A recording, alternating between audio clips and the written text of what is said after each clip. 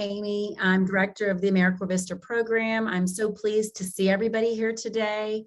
We're so excited to start our series on grant writing. I know that many of you, as you're conducting this year of service, are being asked to do some development work and to figure out ways to make the nonprofits that you're working with stronger and better through the addition of funds.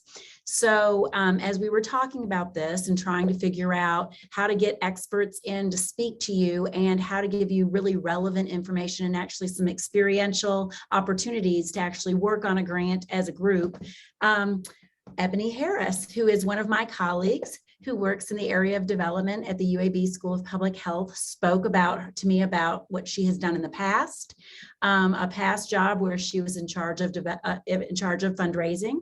She is in charge of fundraising for our School of Public Health, and she has a lot to share with us as a very broad overview about grant writing and about development work in general.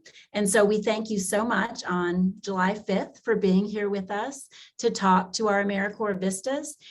Just for you, Ebony, I know I've mentioned it, but they're serving across the state. We're currently in over 10 counties, I think maybe 13 counties. And we have individuals serving in the Black Belt region, in the Birmingham metro area, and then also one VISTA who is serving in Eastern Alabama on the border with Georgia. So we are so pleased to have you, and I thank you for your time and look forward to hearing what you have to say. Thanks, Ebony.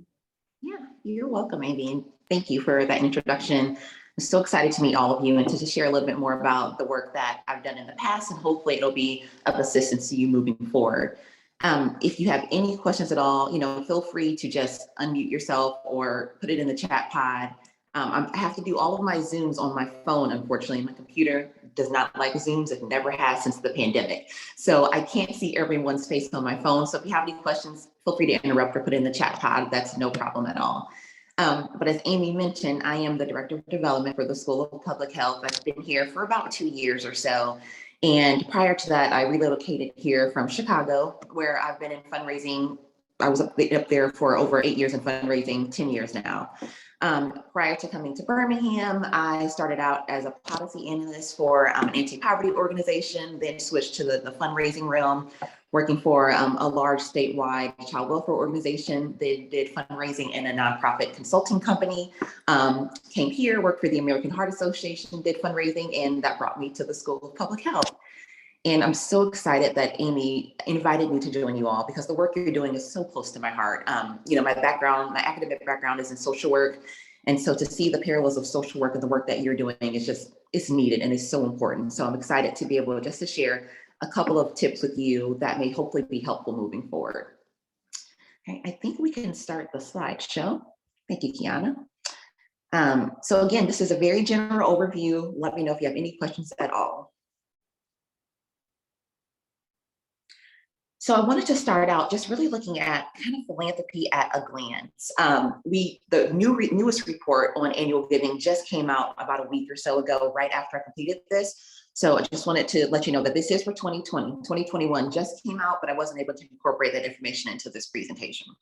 So if we're looking at fundraising or philanthropy overall, in 2020, which is the start of the pandemic, there was over $470 billion that was given in the philanthropic arena, which is huge. We saw that number actually increase. So from 2019 to 2020, many people would expect that to be kind of a slight downturn because of what happened with the pandemic and just, recession overall. But actually, as we see in many times of turmoil throughout the nation, that number went up. So there was a 5% increase in philanthropic giving. So when you're looking at that $471 billion, 69% or over $324 billion of that is from individuals, 4% is from corporations, 9% are from bequests. So those are gifts of plain giving. So someone leaves their home or someone leaves money through their will and testament. That is what the bequest is. And then 19% of that came from foundations. The important thing that I wanted to note is that of this number, which I think is relevant to what we're talking about, 23% of that was from corporate foundation, which is what this entire presentation will be on. So there are a lot of dollars available in that sector. One trend that we did see, of course, there was more giving in the health sectors related to COVID, but there was also more giving in sectors related to racial injustice issues and things that we tended to see very predominantly throughout 2020. So racial injustice, for dollars for police brutality prevention work, things of that nature. So giving tends to trend with issues that are relevant or important during that time. So I wanted to make sure that we pointed that out. We can go on to the next slide. And very briefly, the other thing that's really important specifically for Alabama is that when it comes to the individual giving realm, Alabama is actually one of the most philanthropic states in the nation. So I think that's something that would be important for you all just to keep in the back of your mind as you're having conversations with individuals about the work that you're doing. Alabama tends to be a very high giving state. And not just that, Alabama overall, there was over $229 million that was given out just by foundations. So in 2020, $229 million was given out from foundations. So there are a number of opportunities available for you to be able to identify funding for the great work that you all are doing. So now this slide looks at, okay, of that amount we just talked about, not for Alabama, but overall, of that larger amount, what did that giving look like based on area of interest? So as always, giving to religion has always been the highest. That trend tends to not change consistently. That's individuals giving to their church through tithes, through direct donations, whatever that may be. So of that amount, 131 billion was for religion, which was a slight increase over the previous year. 71 billion of that was for education, which includes universities, K through 12 education, things of that nature. 65 billion of that was for human services, which may be a lot of the work that you're doing. And that was also an increase as well, too, which is important to know. 2% of that was for foundations, because many individuals tend to give to foundations because foundations then allocate that money back out to the community. So that tends to be in the top 5 overall for foundation giving. The next percentage of that was for public society benefits. So that was around $48 billion. And when it says public society, that tends to include the United Way, donor advised funds, which is, if I'm a donor and I just came into a large amount of money, so $1 million, I could put my money into a donor advised fund to be held by a foundation so the foundation can allocate it out on my behalf. So that's what that is what that public society benefit is, including also the United Way and some of these bigger entities. 42% of that was for health, which went down slightly. When it comes to COVID, many of the COVID dollars were allocated throughout that entire spectrum. So not just health, but also education and human services, COVID dollars went through that avenue. So although there was more money for COVID, health only did go down slightly. 25 billion of that was for international affairs. About 19 billion was for arts, culture, and humanities, which did take a decrease. Again, we saw that across the map with the pandemic. 16 billion of that was for the environment and animals, and then 12 billion of that was for individuals through, crowdfunding and things of that nature. Individual giving, or giving to individuals, tends to be the lowest overall. We are seeing that increase as we have new opportunities, such as, different crowdfunding opportunities, but in general, it tends to be a little bit lower. We can go on to the next one. All right, so really the reason we are all here, when it comes to getting grant opportunities, we see where grants are allocated, but when it comes to finding those grant opportunities, what we're talking about right now is not the individual sector. Keep that in mind, because a lot of individual conversations you do have could lead to individual giving, but for this purpose only, we're just talking about that foundation and corporate sector. So when it comes to identifying grants, what avenues can you pursue in order to find those dollars? One of the first ones I always talk about, and you tend to not think about this, but when you take a step back and actually look at those peer institutions, your aspirational peers, who are they getting money from? And I can't tell you how many hours I spent, especially when I was doing more in the corporate and foundation space, going through the annual reports of organizations that were similar to ours. So one thing I would say to do first is to find those annual reports and just go through them. Look at the back of their booklet and see who is giving them money. That's always an opportunity to identify where those dollars are going to come from, both foundation dollars and corporate dollars.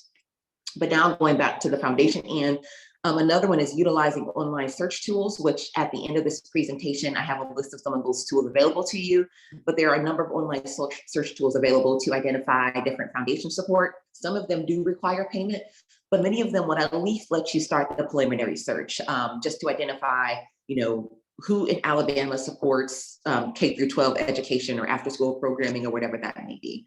So again, later on, I'll show you a few of those tools that can be helpful.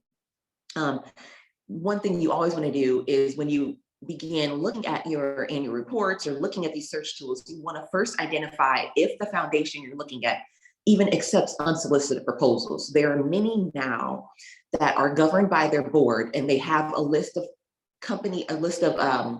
nonprofits they are already going to get to. So they are not accepting unsolicited proposals.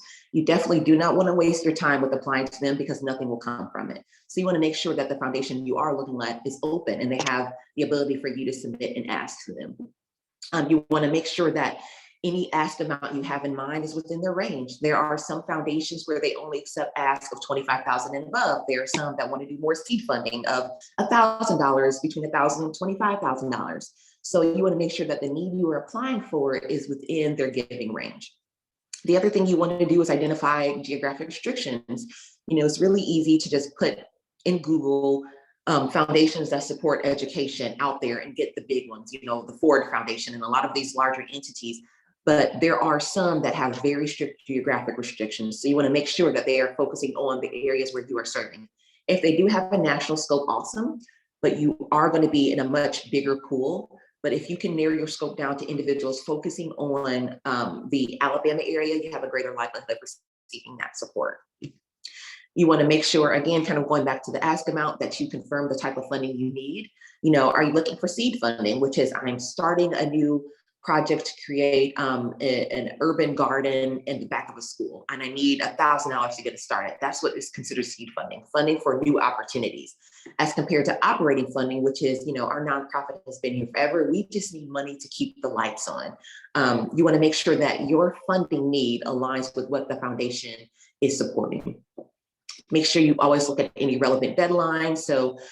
And that could vary across the map. There are some foundations that have rolling deadlines, so there is nothing firm. They just accept requests all year long, but they may review them 4 times a year at quarterly board meetings.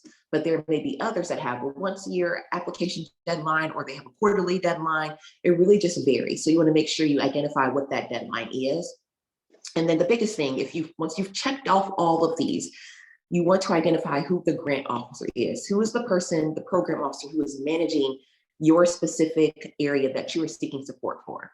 Because you could reach out to a foundation and they may have an area for environment, they may have an area for education, and they may have one for health. They also may have a different grant officer for each of those categories. So make sure you identify who that person is. And I'll talk a little bit later about why that's so important. Now, looking at the corporate space, there are many parallels here, but it can vary slightly. Again, you want to identify the giving priorities, because that can vary depending on what the company is looking for. You also want to be very clear on if the support you're seeking is for programmatic support or sponsorship support. And most companies make a clear distinction between those two. Programmatic support is, again, for just the program that you are looking to implement. So that after school program, the pantry, whatever that is, as compared to sponsorship support, which is a time limited amount of support for an event. So if you are having a 5K in your community to raise support, you could ask the company to be a sponsor. Or if you are hosting a luncheon, you would ask them to be a sponsor. Some companies will support both programmatic and sponsorship, where you have to put it in a bundled request. So you're asking for the programmatic support in addition to the sponsorship support. But others may support one over the other. So you want to make a clear distinction on what your ask is at that time. You also want to make sure that you're similar to foundation, that your ask amount is within their range. The important thing about corporations is 95% of them tend to allocate their funding out based on the calendar year. So the sooner you get your request in, because for them, they're looking at the tax benefits of it. What tax write-offs can they get? The sooner you get your request in during the first quarter of the year, so between January and March, the higher likelihood that your support will be funded. Many corporations, by the time June comes around, they've already allocated every single dollar out for that calendar year. So you want to be cognizant of that fact. That doesn't mean that they may not have other deadlines. They may, but most companies tend to allocate their giving out based on the calendar year just because of taxes and things of that nature. So ideally, when you're looking at companies, you would want to start having conversations with them, at least preliminary conversation the year before. So beginning in November, December, begin walking through those steps to identify who the contact is so you can start putting together your materials. So come January, everything's ready to go and you can get it out there.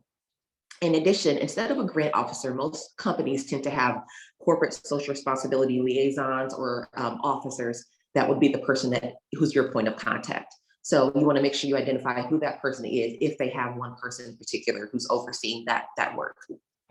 Next slide, please. So when it comes to foundations, the 990 is your best friend. If you walk away with anything from this discussion, make sure you remember what the 990 is. This link on the slide, you can go there to identify 990s for all foundations really in the nation. As long as they're allocating out a certain amount of money per year, they will have a 990 form. And you go to GuideStar to create this. There's no cost to create it at all. And what the 990 is an informational tax form that most tax-exempt organizations must file annually. So because it is required, this is why the majority of them do have it, as long as they're allocating out over, I believe it's $50,000 a year. And I know this is very tiny, so I apologize for that. But what the 990 details is, one, who the contact is for that organization, for that foundation. If you can't find your contact on the foundation's website, your 990 is the best bet, because you'll go on there and you'll find the person who has to register this form on their behalf. And they tend to always have a phone number available as well too. So if you can't find anything online, you can always reach out and call them and say, hey, I'm from organization X, Y, and Z. I'm trying to identify someone who can tell me more about your foundation and how you allocate your funding. So it's important for that reason. Not just that, but it also gives you a comprehensive list of every single dollar that foundation has given money to during that reporting year. And this is a good way for you to look at what you may potentially want to ask for. Because if you're looking at, their list of individuals, of nonprofits they've allocated to you, and you see across the board, it's 25,000, 25,000, 25,000, then perhaps your ask for 150,000 may be out of that range. So let's go back to the drawing board and revamp that. What could we do around the 25,000 range, since that's typically what this foundation tends to support? On the other end of it, if you had an ask for $5,000 and you see that they've given anywhere from 100,000 to 500,000, maybe your ask is too small. So you want to make sure you go through this really with the fine-tooth comb, just to make sure that your ask aligns with what they've given to you. And not just that, going back to our previous slide, you can use those names of other nonprofits that have been supported by those foundations to pull up their annual reports too, to see who else outside of the foundation you're looking up these nonprofits receive funding from. So again, if you don't remember anything else, remember that the 990 is your best friend throughout the entire process, specifically when it comes to that foundation giving. Just go to that GuideStar link that you see here, completely free, and you'll have access to all of those 990s to begin that process. Next slide, please. All right, so now that we have gone through, looked at annual reports, we've gone through the 990, and you've narrowed it down like, okay, I want to ask for money from Foundation X, Y, and Z. What do you do? The next step, if possible, is to ideally have that cultivation call. You can do what we call a cold ask, which is you don't call anybody, you don't reach out to anybody, and you just very, generally put your application out there. But it makes it that much harder to have that opportunity to move forward in the process. So cultivation is the process of getting involved and engaging the prospect to the point that they want to make a significant investment. It's really the first opportunity for you to share what you are doing and what you're trying to achieve through your said program. So when it comes to the cultivation call, make sure you have a cheat sheet in front of you, because it's so easy to get on the phone and your mind goes blank. When they start throwing questions out to you, it's so easy just to let everything disappear. So if you can have that cheat sheet in front of you, which just quickly lays out, okay, our nonprofit does X, Y, and Z. We serve 5,000 kids a year. We do a food pantry and after school program and, after school tutoring. Make sure you just have that in front of you so you can easily go through those bullets. This is also the opportunity for you to establish that there's a fit. So for example, Foundation XYZ, I see that you support inner city education. What we're doing is we're doing inner city education for kids K through 5th grade. Does this align with your priorities? So you want to make sure that the work you're doing is a fit, because you don't want to waste your time and apply for something that may not be a fit or may not be a priority for them. Also, during that conversation, not only are you establishing there's a fit, but you're hearing from the programs officer from their mouth that you can apply right now, because it's so easy to go on the website and it says we're accepting applications this quarter, wonderful. But then when you apply, it's like, oh, we've already reached our max, we've closed it down. So this just gives you all the information you need in order to make a decision. Amy, were you going to say something? I just said you don't want to waste your time, right? So yeah, and that's what I had on my big question list for you, was about when to make the call, and what to ask. So very helpful. Thanks, Ebony. Welcome. In all honesty, as soon as you identify that you're a fit with them, and then also if you see that they are accepting applications, I would make that call immediately. Even if their deadline is 6 months off, it's better to get that process started sooner rather than later. So that's when I would make that call. Unless, the only caveat I say is unless they say we do not accept calls, because some do, because they're just overwhelmed and inundated. But if they don't get that caveat, then I say make the call as soon as you identify that you're a fit with them and their priorities. And not just that, the next step is determining their process for review and the ask amount. So you've looked at the 990, you've looked at annual reports, but you also want to check off another mark and hear from them. What does this process look like? So I see that your deadline is March 15th. How quickly is your turnaround? Will we hear back from you within the next 6 months, within the next year? What does that look like? And also I see that you have a range of 5,000 to 50,000. Can you share more about what that average amount is?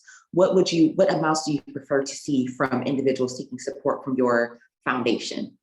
So this is not meant to be a 2-hour phone call, but just a quick 5 to 10 minute call to identify what the funder is looking for. And then hopefully you walk away more prepared for your next steps. Next slide, please.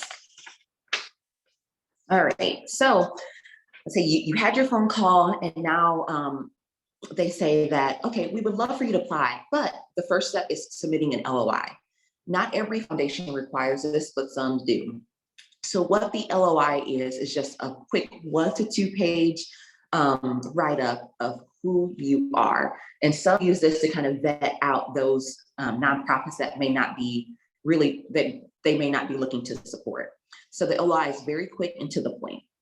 It starts out with the introduction. Your introduction really is just a short kind of executive summary. You want to talk about who you are. If you're the person submitting, your name, your title, you want to explain in the introduction what the money is for. Be clear and script around that. We're looking for $5,000 to create a garden in the back of this K through 12 school to support 20 families a month. You want to be clear on what that is. After that, you want to go into your organizational description. So we do the backstory on your organization. How long has it been around? What does it mean to the community? You want to be able to show them that the work you're doing is relevant and it matters. The next part is your statement of need, which is going to be just as important when we get to the actual application process, but it's also important in your LOI. You only have 2 pages to do this. So you have to be clear and succinct, but you want to share why this matters. This matters because in XYZ County, this percentage of children go to bed at night without food, or during the summer months, they don't receive 3 meals a day. This is why it matters. You want to lay out what that is. If you can back that up with numbers, that's even better. Do quick Google searches to figure out what those issues look like within your specific community. And from there, you want to do your project description. So in order to meet this need, we are looking to implement what? So very briefly explain what you're looking to do. We're looking to do this over a period of 1 year, over 6 months, just explain what that is. And then in the summary, you want to just restate the purpose of this project. Why does it matter? You want to be able to really use your summary to pull at the heartstrings. Why is this relevant? Why is this important? Especially when it comes to foundations. This is one distinction I want to make clear. Corporations versus foundations. Foundations tend to be very heartstring focused as compared to corporations, which are more number focused. It's not universally across the board, but this is what we tend to see. So if you're submitting that LOI to your foundation, paint a picture of a child or someone who's going to be impacted through this work. that tends to matter to them much more than what you may see with companies, which want to look at the numbers and what's the return on this investment for their company. But in your summary, you can do a little bit of that.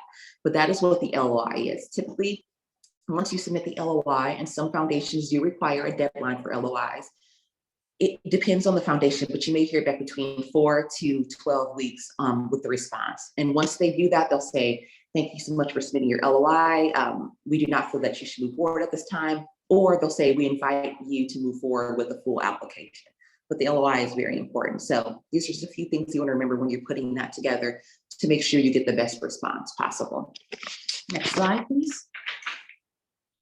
So we're moving forward. The LOI is accepted. Now we can actually move forward with the proposal. The proposals are really you telling your story in as many pages as is needed. As long as the funder doesn't give you a page stipulation, use as many pages as needed to fully and comprehensively tell your story. And I'm going to go through each of these point by point, but what your proposal looks like is first the cover letter, your introduction, your needs statement, your project description, your budget, any attachments that they require, and then others, which are testimonials and things of that nature. So now I want to take a step back and look at each of these components and walk through them. So your cover letter, really look at it similar to your LOI. It should be clear, concise, and to the point. Just as it's a cover letter when you're applying for a job. You don't want to give them everything in it, just give them the information that they require. This is what introduces your organization and your program. Here you're talking about the impact of this program. What impact will this program have if it is implemented? You want to clearly state how much you are asking for. You know, we are asking for $50,000 to be implemented over a 1-year period to create XYZ program. And then also provide them with your contact information. If you're the person who is going to be overseeing this grant, put your contact information. Or if you have an executive director who's overseeing it, put their contact information, whoever is appropriate for your specific ask. And the other thing that I neglected to say about that really quick is you also want to convey your appreciation. We are so appreciative for you giving us opportunity to submit this ask for you. You know, please let us know if you have any additional questions, but you want to make sure you clearly convey your appreciation as well too, because that's something that program officers tend to like to see. All right, thank you. So the next part is your introduction. What does that look like? And this typically is a couple of paragraphs, perhaps 2 to 4 paragraphs, depending on how comprehensive your organization is. So your introduction is largely boilerplate. And by boilerplate, I mean language that you can use in every single proposal. It's something that will not change at all. You'll be able to use that now, and when you apply to another foundation in a month from now, 2 months from now, it's something that is very general. You want this to include your organization's history. You know, we were created in 1987 to do X, Y, and Z. You want to explain what your vision and mission statement is. The vision of XYZ is to fill in the blank. Your mission is to fill in the blank. And once you have your boilerplate language created, you can always use this. So make sure that you have that clearly and very clearly written down. You want to make sure you include any affiliations or accreditations that you have as well too that may be relevant to the foundation. You want to express your expertise in a particular area. So be very clear about why your organization is well known. What do you do better than anyone else? So make sure you lay that out. And then convey any uniqueness. Think about what makes you stand apart. Are you the only organization that does this work? Are you only one of 2 in the entire county? Explain what makes you special, so that really brings in the individual's attention and they can latch onto that as they move forward. Because keep in mind, many of these officers, both in foundations and in corporations, see so many requests come in constantly. So do something that draws their attention to you and the work that you do. Next slide, please. So in addition to the next area that I'm going to cover, the needs statement is the second most important area. And this is where research comes in. You want to be able to clearly answer, why should this be done? You want to be able to show the numbers of why this is relevant. So do as much research as you can, hear from your executive director on why this program is needed. Talk to your community members on why they feel this should be needed, and then go to Google to do Google searches and research why this is relevant. Your purpose of your need statement is to show us a need specific enough to have a solution. So keep that in the back of your mind. And again, if possible, tell a story. Paint a picture as to why this is important. So you have the numbers and the data to back it up, but also paint a picture. So really the characteristics of a need statement are both quantitative and qualitative. You want to show the numbers, but you also want to show those stories, things that are a little bit less tangible. You want to be specific. For example, if I say 50% of the kids in our area lack 3 meals a day during the summer, or if I say every day 350 kids lack a third meal during the summer, the way you present that matters. So make sure you're presenting it in a way that is impactful. So that may vary. One way you may use a percentage, the other you may use a tangible number, whatever paints the best picture you want to do. And if possible, keep your data specific to your area, because I can easily talk about poverty in the United States, but that's not relevant to Coleman, Alabama, or to Jefferson County, or to wherever. So make it specific to your geographic area if possible. And also make compelling arguments, because that allows the funder to see why this is relevant. And again, as I just shared, research is the most important thing to make sure you're clearly articulating why this work is important.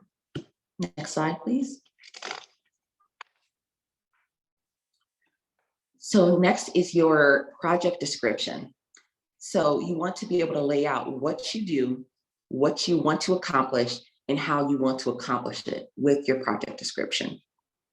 And you want to be as detailed as possible. And I always suggest using SMART goals, which are specific, measurable, attainable, realistic, and time-bound. So you want you want also to make the distinction between goals and objectives when you're creating your project description. And it's easy to confuse those two. So goals are any statements of long-range benefits. Objectives, on the other hand, arise out of your goals. So you cannot have objectives without your goals. So objectives rise out of your goals and provide a basis for evaluation. And then outcomes are what you hope to achieve once your year is up, or your 2 years, or whatever the range is for your specific ask. The other thing that's very important is you want to make sure you collaborate with stakeholders to make sure everyone is on the same page.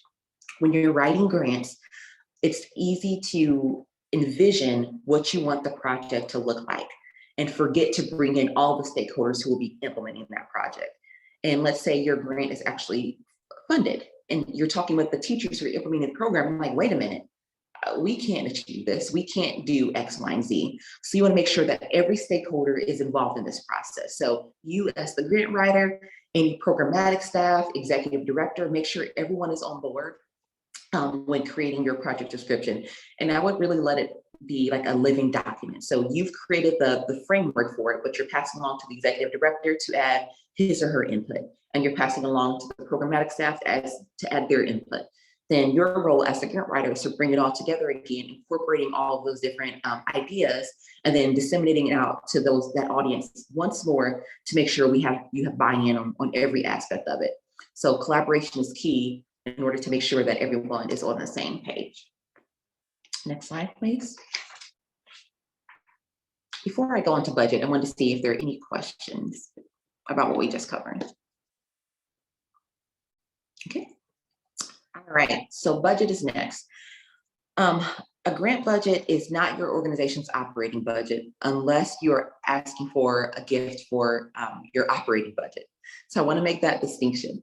When a foundation or a corporation is asking for your budget, they don't want to know organization XYZ has a general operating budget of 50,000. If I'm asking for a specific project, which has a budget of 10,000 of that. So you want to make sure that you clearly articulate the budget for your project. If your ask is for general operating, then that's different. But if you're asking for a specific project, you want to make sure that you articulate what that is.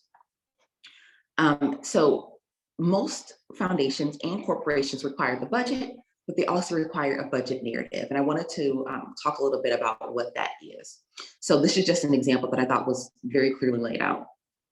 Your budget narrative provides space for you to explain how you arrived at your grant proposal budget and expense categories, expand on the descriptions in your budget line items, and share any additional funding sources planned for the project. So for example, let's say in your overall budget, you say it's $3,000 for travel. Your budget narrative then says, staff is expected to travel to each project location to deploy the project widget. It is estimated that 3 staff will be required to travel approximately 1,800 miles, et cetera, et cetera. So really, as you see here, it's just laying out what is that $3,000 for. You want to be very clear in that. And I'm going to talk about this more on the next slide. But in your budget narrative, you also lay out who has already supported or who has pledged support to this ask. So the project is $10,000. And we already received $4,000 from XYZ Foundation to implement this. That's why we're coming to you, Foundation, for the extra $6,000. So that will also be in your budget narrative as well. Next slide, please.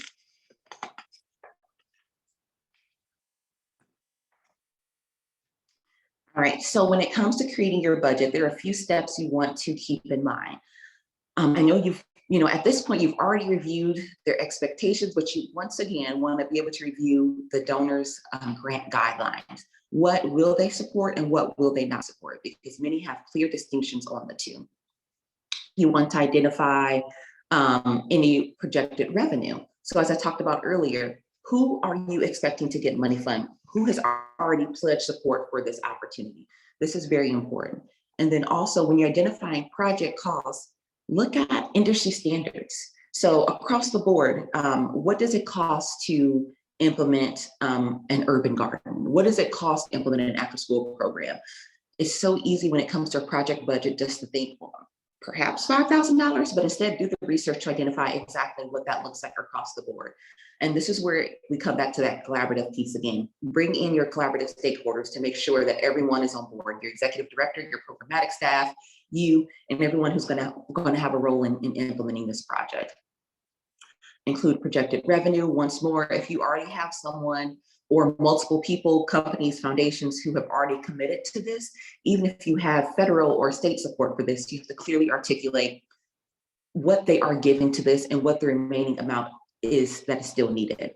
Because you don't want to manipulate a funder and say, I need 25,000, even though you already have 10,000 from someone else. So you want to be clear on what that projected revenue is. You want to make sure your budget and your narrative work together. So just make sure the numbers and the narrative are all speaking to each other. That's important as well. And then after that, make sure you have somebody else look over your budget. I think that's crucially important to make sure all of the numbers add up and there is no discrepancy whatsoever. The final thing about this is that many funders will ask you, is this for direct costs or is it for indirect costs? And it's easy to get those two confused. Some funders actually won't support indirect costs. So very quickly, I wanted to lay out the difference between those two. So direct costs. Direct costs are the expenses that go directly towards producing the good or service outlined in your proposal. So some examples of direct costs are salaries for the person implementing that project. So let's say you have a janitor at your school. Their budget doesn't go into that because they're not impacted by the project, but the teacher who's implementing the project, that is considered a direct cost.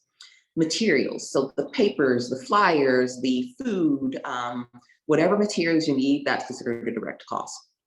Travel, so if you're busing kids from their home to the school for the project, that's a direct cost.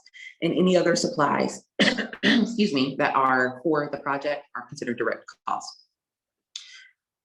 So when it comes to indirect costs, they're slightly different. Indirect costs are the general business or operating costs required to maintain your organization. Grants often list the allowable indirect costs as percentage of the total grant award, but also some foundation corporations do not allow any indirect costs. So just be clear on what your specific foundation or corporation requires. So some examples of indirect costs are salaries of personnel maintaining operations, but not directly implementing the grant. So Let's say the janitor who has to be at the school during the hours to make sure that it's running. That's an indirect cost. Rent, so rent for the building, utilities, lights, things of that nature, supervision and business services and administration. Those are indirect costs. So just be clear with your specific funder if they allow indirect, if they don't allow indirect, and then also what exactly you're asking for if it falls into one of those buckets, because funders tend to come back and ask for a little bit more clarity around that if it's not clear in your proposal. Next slide, please. All right, so you've done all the really the biggest part of the work for your ask, and now many foundations have very clear stipulations around what attachments they need.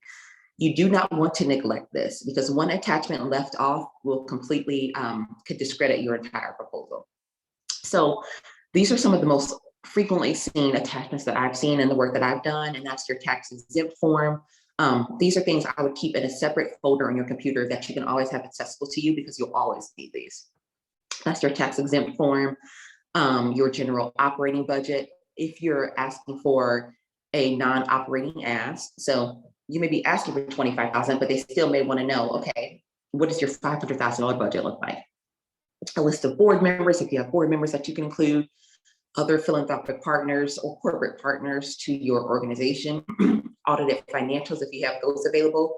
So many will ask for those audited financials. So if you have those up to date, that would be wonderful. And then also the biographies of anyone implementing the project or the program. So those are just a few things you want to really keep always available to you. It's really similar to the boilerplate language. Just like boilerplate, these attachments are ones that you're always going to use. So it's good to have them at your disposal. Next slide, please. And then other, there tends to always be that category where the foundation or the company will say, is there any additional information you'd like to include it here? And this is where, again, you can start pulling at those heartstrings. So testimonials. Can you share the story of one person impacted through your program? Can you paint a picture of how this student involved in your after school program was admitted to college and became the first person in the family to go to college? Whatever you can do to share more about why this matters, this is the opportunity to do so. Annual reports. If you have an annual report that's available that paints a picture of the work you do, you can also include that in the other category. In pictures, showing your work, the work that you're doing. If you can have pictures of students, staff, whomever that may be involved in this project, that's a good opportunity to include it there. Next slide, please. And then very briefly, before I go on, now that we've finished the proposal, the one thing I urge you to do is to check to make sure you have the funder's name correct in your proposal. Before you send anything off, check for that. I've had conversations in the past with program officers who've shared that the most frustrating thing for them is, let's say they are the JP Morgan Chase Foundation. For them to get a proposal that is clearly copy paste and throughout the proposal is the Hearst Foundation. I've had program officers share that if they see that, they immediately throw it away. So it's a very small tidbit, but when you're running around and you're applying for so many places, there may be times where you just copy and paste a lot of the material. Just do a control F, to make sure you have the right name in the proposal, because it's so easy to forget that and to offend a funder inadvertently. So you've submitted your proposal, now what? One thing you may hear back is if the funder wants to move you forward, and this is always a good thing, they may reach out to you to host a site visit. So that's the funder's way of saying, we're not giving you, your request as of right now, but we like what you've written and now we want to see this in action. So your role as overseeing the grant is to prepare for this entire site visit. And the most important thing is to have the right people around the table. You want to make sure any constituents you have who are involved in this project can be there. So that would include you. I would always make sure to include the leadership. So whether that's an executive director, CEO, whomever that may be, have leadership there. Even if they're not directly involved in the project, I would have them there. Also, the person implementing the project, I'd have them available as well too. Depending on what you're asking is, it may work in your favor to include one constituent impacted by the project. So if that is a student, if that is a parent, if that is a community member, you'd want to have them there. The biggest thing is, though, is prior to having everyone at the table. You want to do a prep meeting for those internal folks. So make sure you clearly articulate to that community member, this is what I would like for you to say in the meeting, because you don't want anyone to go off script and to have it be a disservice to you. So your role is to prepare for that meeting, prepare those people who will be at the table, and not just that, create an agenda as well too, so everyone can stay on script. And this is just a sample agenda that you could potentially adapt for your respective asks. So you want to, have introductions, so everyone on the table introduce themselves. You want to leave the floor open for the funder to lead the discussion. So Program Officer XYZ, what questions did you have after reviewing your proposal? We'd love to expand upon any area that you feel is relevant. So have discussions around that ask. If this is something that is related to a facility, give a tour of the facility, walk them around, show them the classroom. If they can come, for example, if this is a program to support kids, if they could come during the day and see the kids there, it's impactful. If they could see the kids, working on their art projects, that's impactful. You want to make sure during that time that you reiterate that ask. So share again, the $25,000 to support XYZ over the next year will do, and then go in more depth. Answer any and every question that the foundation or program officer has. And also, if you don't know the answer at that time, don't fluff it and say, I'll get back to you with that. Let me connect with my colleagues and I'll get back to you, because you don't want to spew off information that may not be correct. Excuse me. And also with the program officer there, establish next steps. Ask them, now that you've had the opportunity to see the program in person, what are your next steps? When can we expect to hear back from you? This is the opportunity to make sure that everyone is on the same page and you have clear directives on what is to come next. Next slide, please. It's inevitable. Whenever you put proposals out there, you're going to have declines. It's nature of the beast. But a decline isn't always a bad thing. So if your proposal is declined, you don't want to just stop there.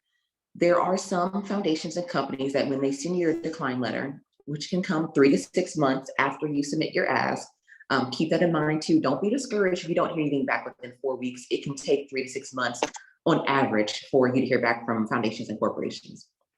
But if your proposal is declined and they do not clearly state, do not contact us, because some do. They'll share that we've been inundated with a number of requests. We unfortunately cannot respond to all of them. If you get that, don't call them, because it irritates them and they may put you on a blacklist moving forward. But if they do not have that, I would suggest doing a decline call or doing a decline email. And that's when you ask, are there specific reasons the proposal was declined? Is it just because you received too many applications, or is it because of something that was in the written format? Ask them, what were the foundation's reactions to the proposal and how can it be improved? Were there some areas they think that weren't strong enough? Did you not have enough research? Did you not put enough information to your budget narrative? Really seek their feedback in that area. And number 3 is the most important. Would it be appropriate for you to reapply next year or in their next cycle? Because in all honesty, it could truly have been you came in at the very end and we had already allocated the money out, but it may be a better fit next year. And not just that, I have had foundations tell me, there's things coming down the pipeline I can't talk about yet, but keep your eye on our website because they may have a new category opening up. So always ask them if you can have the opportunity to reapply.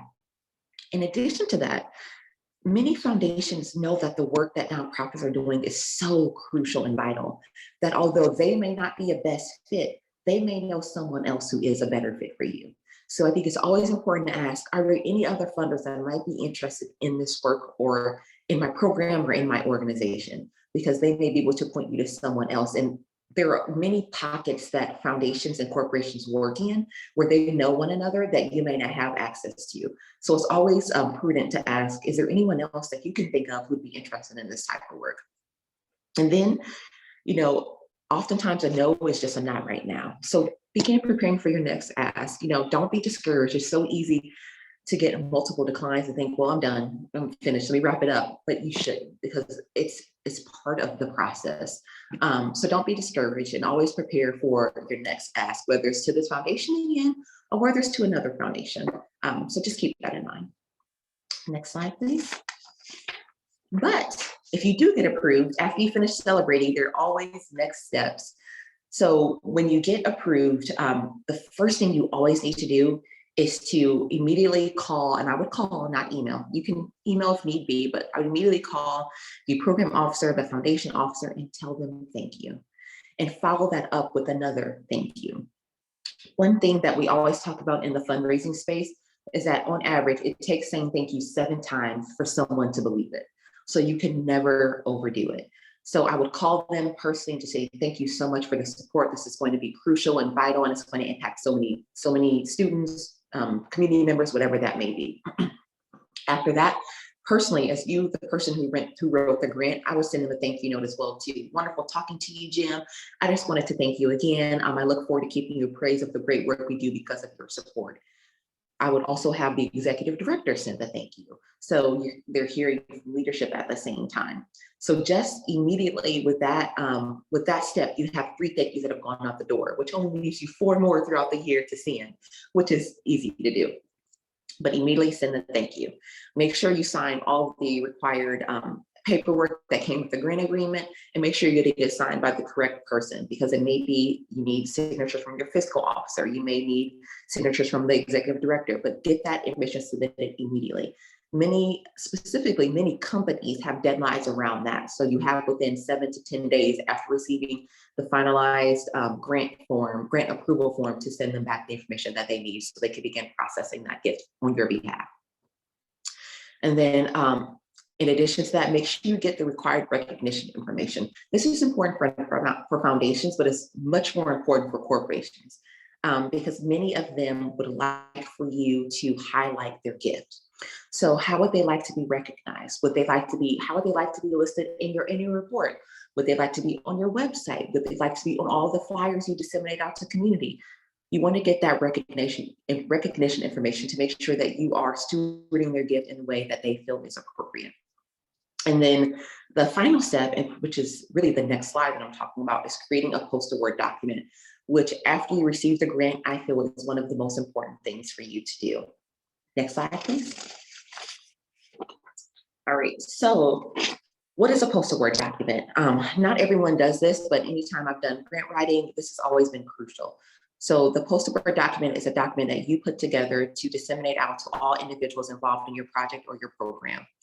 In your poster Word document, you clearly lay out all of the proposed goals, you lay out all dates for monthly and quarterly check-ins, and you include reporting guidelines and dates as well. And then you establish any next steps that are needed. Next slide, please. And I'll be wrapping up shortly, guys. So after you have that poster Word document, you share with everyone, what do you do? Reporting and creating a culture of philanthropy. These are 2 of the most important steps as well, too. So many foundations and corporations require reporting once a year. Some require slightly more, but most is just once a year, once your full cycle has ended. And oftentimes new funding is contingent on that report. This is where your poster Word document comes in handy. Over the course of the year, you and all of those involved parties have that poster Word document to look at what should your deliverables be. Okay, are you aiming to have 75% of students graduate from this program?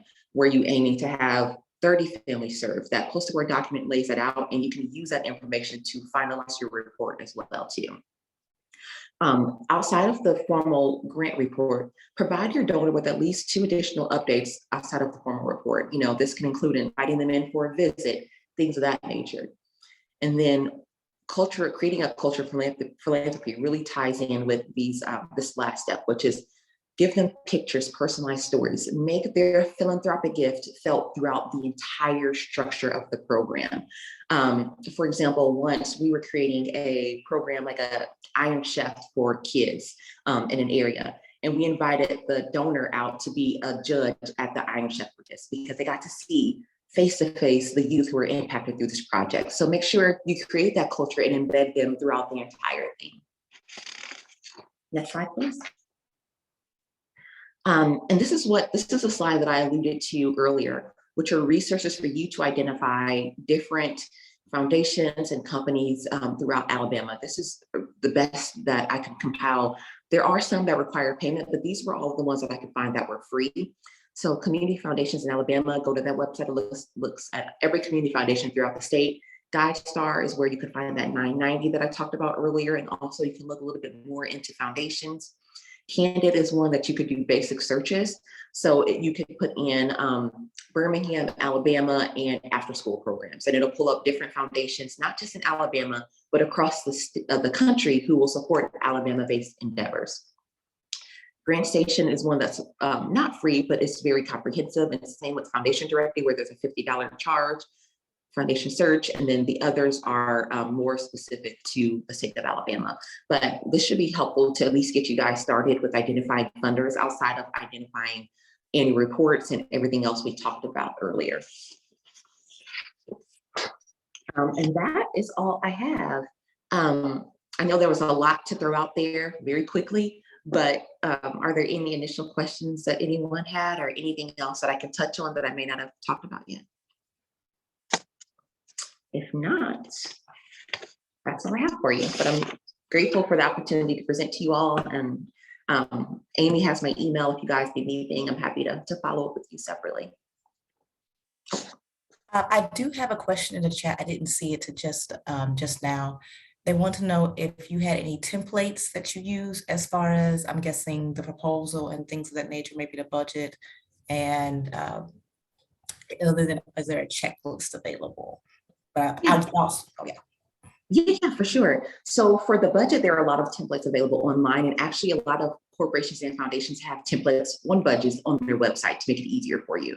So I would go directly to that website of the foundation or company first, but you can also Google and find those. There are templates for proposals, but I would lean, you can Google that, but I would lean more heavily on what the foundation says, because all foundations and companies will say, in your budget, in your proposal, we're looking for a clear and concise narrative. We're looking for your objectives, your goals. So I would clearly turn to them first. But if they have been more general, like submit a proposal to us, then you can search and find those as well. But the budget, for sure, there are a lot of good examples online that might be helpful for you. Thank you. Guys, I do know that we are a little over time, so if you do need to leave, we completely understand. Ebony, if you're still available, we have a few more questions.